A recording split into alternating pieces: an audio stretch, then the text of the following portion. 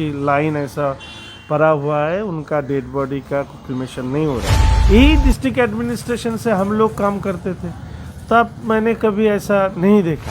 तो एक दिके हम कोविड को रुक नहीं पा रहे हैं, दूसरे दिक में जो गुजर गया है उनके ऊपर भी हमारा जो रिस्पेक्ट होना चाहिए वो रिस्पेक्ट भी हम नहीं देते। दुख इस बात की है कि अब मैंने जीता है सही में मैंने स्पेसिफिक यही बात बोला, 9 से 10,000 रुपया लिया जा रहा है। ऐसे पेशेंट को इधर से उधर करने में इतना पैसा लिया जा रहा है। Party in power should take more responsibility to keep और टू रिस्टोर द पीस।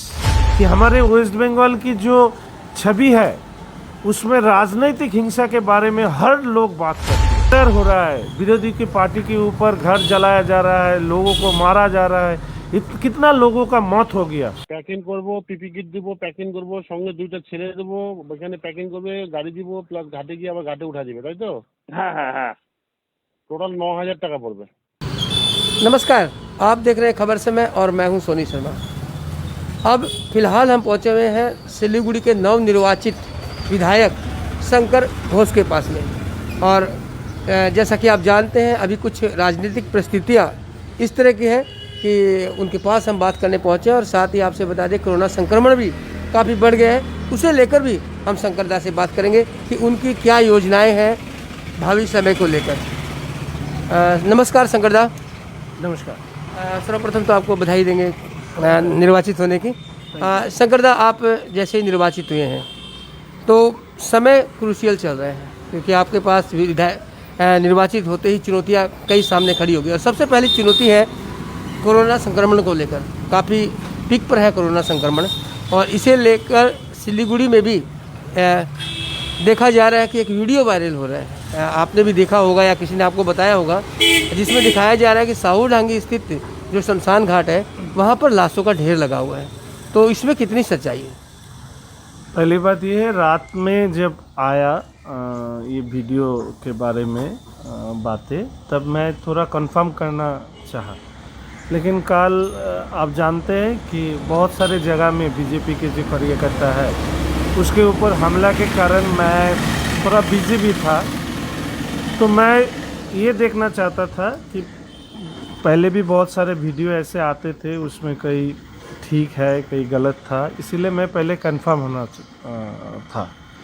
लेकिन मेरे पास तो ये बात पहले से ही था कि बहुत समय लग रहा है क्रीमेशन में, और मेरे को बहुत सारे लोग फ़ोन भी कर रहा था कि लाइन ऐसा पड़ा हुआ है, उनका डेड बॉडी का क्रीमेशन नहीं हो रहा है। मैंने फिर डिस्ट्रिक्ट एडमिनिस्ट्रेशन से भी बात किया, तो उन्होंने हमको बोला 10 बजे के बाद वो वुडन पायर से होगा, काठ से होगा। लेकिन उस टाइम में आप देखें कि बहुत ज़ोरों से बारिश आया, तो मैं इसके लिए भी बहुत चिंतित था। मैंने सुबह भी बहुत सारे लोग फ़ोन किया, मैं बात भी करूँगा इस बारे में। जो भी हो, 2-3 चीज़ मेरे उस वीडियो में नज़र में आया।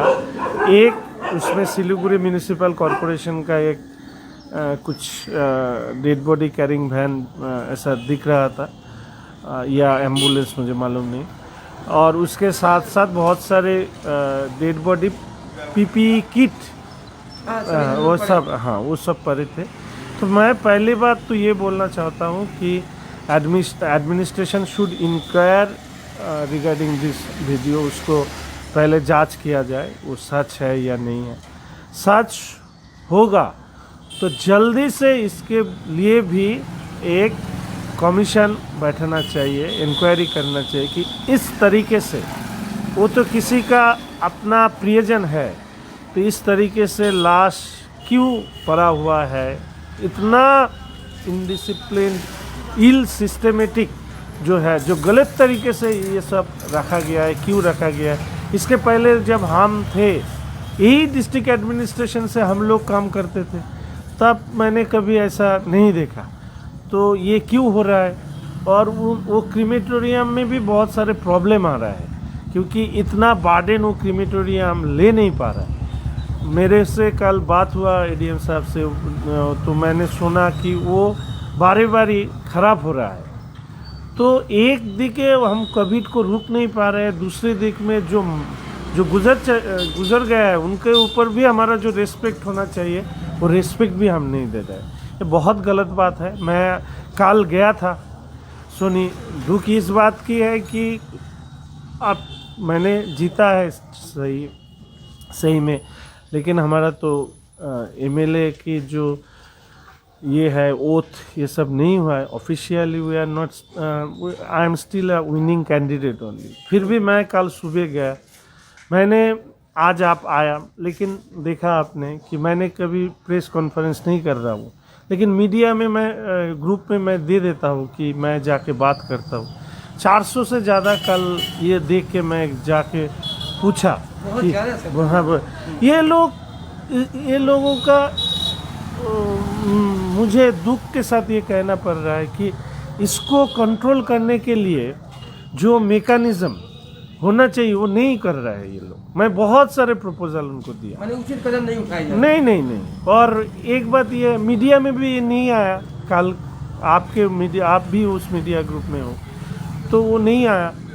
तो मुझे दुख होता है कि इस शहर के लिए मैं चुना गया हूँ, मैं कुछ करना चाहता हूँ, इसीलिए कल सुबह मैं चला गया था कॉरपोरेशन में। मैं हेल्थ हॉस्पिटल ये और एक रूरल हॉस्पिटल में गया, मास्क पीपी डिस्ट्रीब्यूशन हमारे एमपी साहब के साथ मैं कोशिश कर रहा हूँ।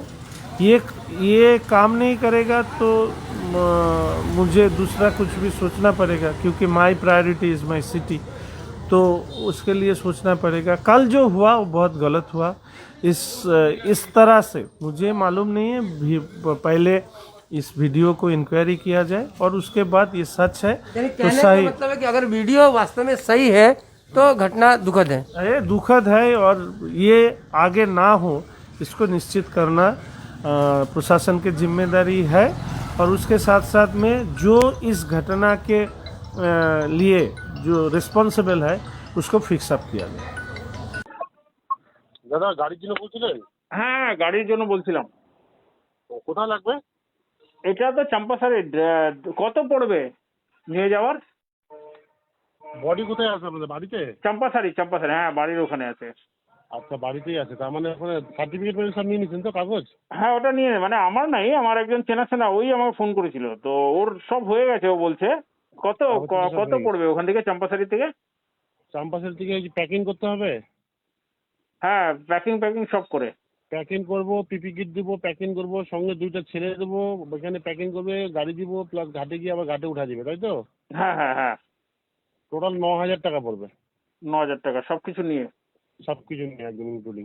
আচ্ছা, আর যদি প্যাকিং না হয়, লোক যায় এখান থেকে সাথে, তাহলে? না, ওখানে আপনাদের লোক অ্যালাউ করবে না তো। লোক অ্যালাউ করবে না? আপনাদের লোক অ্যালাউ করবে না। আচ্ছা। আপনাদেরকে ভিতরে ঢুকতে দেবে না, গেট পর্যন্তই শেষ। ও ভিতরে ঢুকতে দিবে না? না, ও তো বলছিল যে গেটে ঢুকতে দিবে ভিতরে। না, ওই গেট পর্যন্ত। আচ্ছা, মানে আর ভিতরে যেতে দিবে না? না, ভিতরে যেতে দেবে না, ভিতরে শুধু গাড়ি আর বডি যাবে। আচ্ছা 9,000 টাকা। আর এমনি কি এখন গেলে হয়ে যাবে সঙ্গে না টাইম লাগবে? সঙ্গে তো দাদা হবে না, ওখানটায় গেলে পরে ওখানটা 10টা 12টা 15টা লাইন আছে। আচ্ছা, 10টা 12টা 15। আমরা আমার প্রবলেম কি হচ্ছে, এরা তো হিন্দু আছে, তো হিন্দুর মতন ওই হবে তো অন্তিম সংস্কার গুলা, ওইটা কি করে হবে? ওগুলা যদি দাদা করতে যায় তাহলে ওনাদেরকে সঙ্গে যেতে হবে। ওখানটা যে ছেলেরা সুইপাররা থাকে, হ্যাঁ, ওদের সঙ্গে ওইটা এক্সট্রা ডিল করতে লাগবে, যে মুখে আগুন দিবেন, একটু ইসে করবেন, আচ্ছা, নিয়ম কানুন করবেন। ওগুলা যারা যাচ্ছে ওখানে থাকে, ওটা তাহলে আপনাদেরকে স্পটে যেতে হবে। ওখানটায় গিয়ে ওরা টাকার বিনিময়ে কম বেশি করে দেয়। ওটা আনলিগাল কাজ যদিও, তবু ওরা পয়সার জন্য করে দেয় কিন্তু। ওকে। হ্যাঁ, তো এটা হচ্ছে অপশন। আপনি কথা বলে দেখেন, যদি ওনারা সঙ্গে যাবে ঘাট পর্যন্ত, ওখানে গিয়ে ওনারা কথা বলে নেবে ওদের সঙ্গে।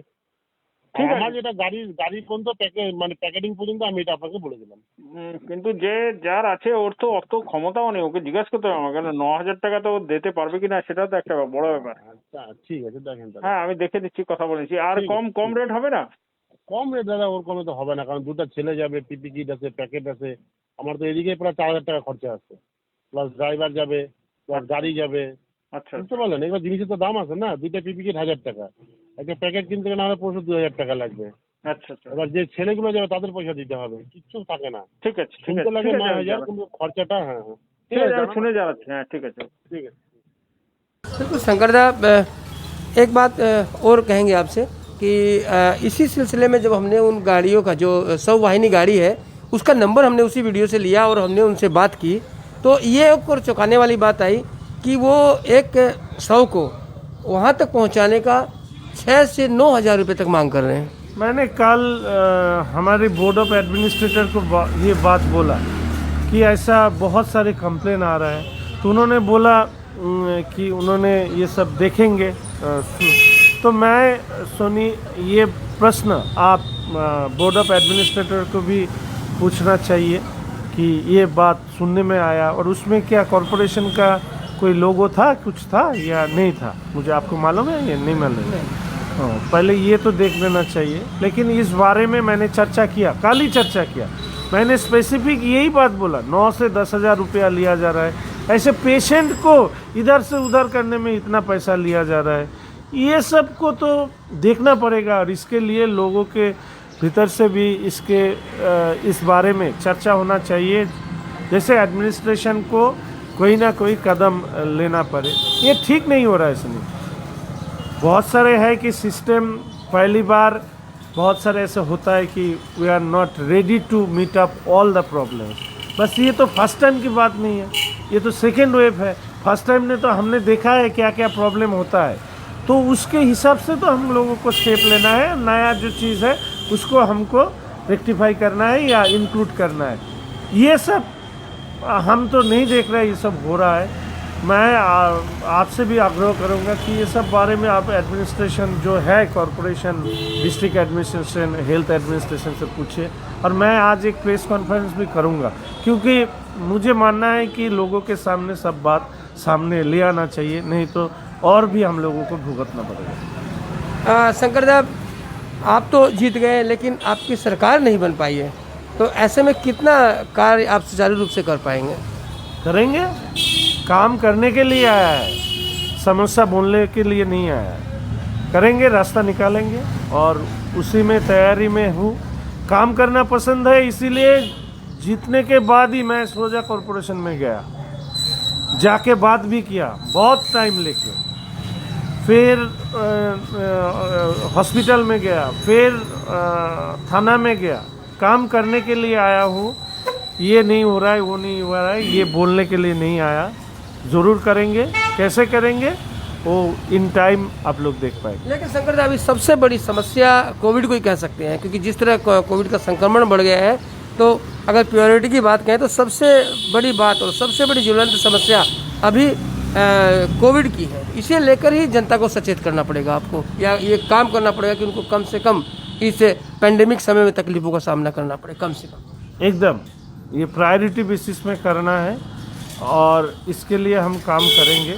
और मैंने पहले से ही बोल रहा था कि जीतने के बाद हमें जिस चीज़ से लड़ना है वो कोविड, क्योंकि इस कोविड के खिलाफ ही हम लोगों को सबको एकजुट करके लड़ना है, तो इसके लिए हम काम करेंगे। मैंने डिस्ट्रिक्ट एडमिनिस्ट्रेशन को भी बोला है कि ऐसे बहुत सारे बात है जो आप कर सकते हो, तो मैंने भी बोला है कोई भी काम पे आप मेरा कोई योगदान करना पड़े तो I am ready to serve, as because मैंने पहले भी ये काम किया है। तो देखते हैं, कल बोल के आया, आज देखा और ख़राब हुआ, तो कैसे ये काम कर रहा है मुझे भी मालूम नहीं। शंकर दा, एक और क्वेश्चन है आपसे। अभी आपने देखा जैसे चुनाव परिणाम घोषित हुए, उसके बाद अचानक से राजनीतिक हिंसा में बढ़ोतरी देखी जा रही है, कई स्थानों पर झड़प होने की खबरें आ रही है। ठीक नहीं है, इसीलिए मैं हर वक्त ये बोलता रहता हूँ कि party in power should take more responsibility to keep और टू रिस्टोर द पीस। तो वो तो नहीं हो रहा।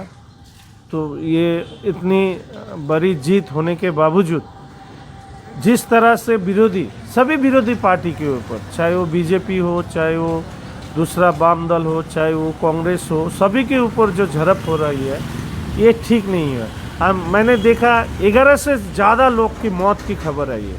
सुनी, इसके लिए हम लोग वोट करते हैं। मैंने आपने देखा कि हमारे वेस्ट बंगाल की जो छवि है उसमें राजनीतिक हिंसा के बारे में हर लोग बात करती है। दूसरे स्टेट में भी तो बहुत सारे जगह में वोट होता है। तो तो उस चुनाव में क्या लोगों को इस तरह से मारा जाता है, घर तोड़ा जाता है? लोगों को अपना अपना राय देने का अधिकार है, तो वो दे दिया है। देने के बाद ये जो हो रहा है ये ठीक है?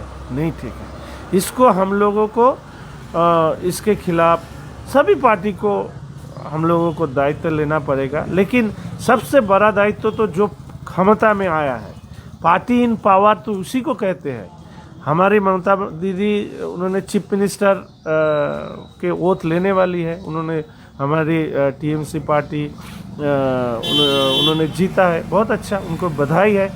लेकिन ममता दीदी ने नंदीग्राम में भी हारा है, ये बात भी उनको ध्यान में रखना चाहिए। ये जो टेरर हो रहा है, विरोधी की पार्टी के ऊपर घर जलाया जा रहा है, लोगों को मारा जा रहा है, कितना लोगों का मौत हो गया, ये क्या सब गरीब आदमी है, सामान्य कार्यकर्ता है, सामान्य लोग हैं, इनको मार के क्या फ़ायदा मिलता है?